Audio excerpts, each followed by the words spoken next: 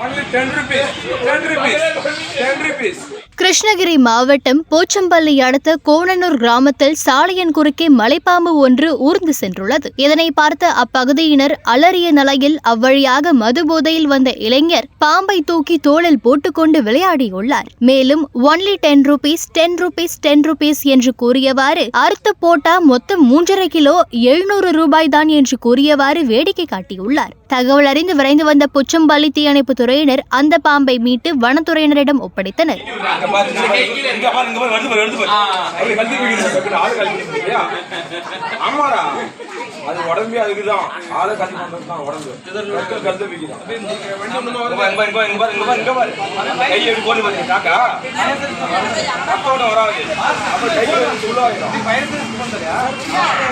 முன்னாடி